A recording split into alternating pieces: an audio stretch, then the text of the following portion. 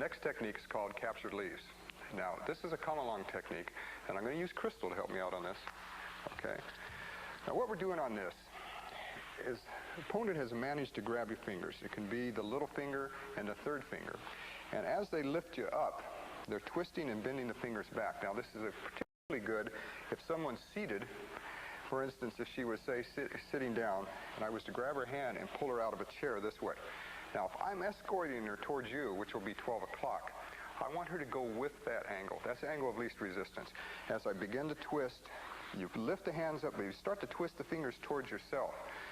And they act as a fulcrum against themselves, particularly this finger, which is the third finger, becomes fulcrumed over the little finger. And what happens is that it breaks and twists, and it'll go all the way up, and you can break the wrist there, too. All right, so as I'm doing this, she's going to step with me, except I'm going to 12. Now, Crystal's going to step to 11 o'clock.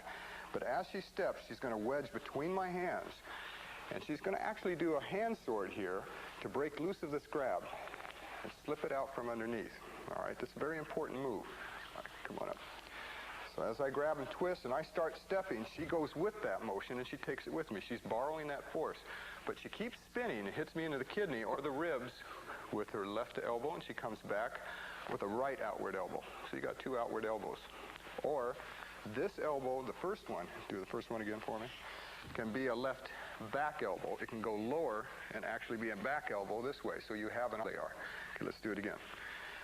Okay, so Crystal is now going to borrow my force. She's going to do the whole technique. She's going to go with it in one motion. As I twist, 1, 2, that's how I want it done. Good, thank you, Crystal. Good.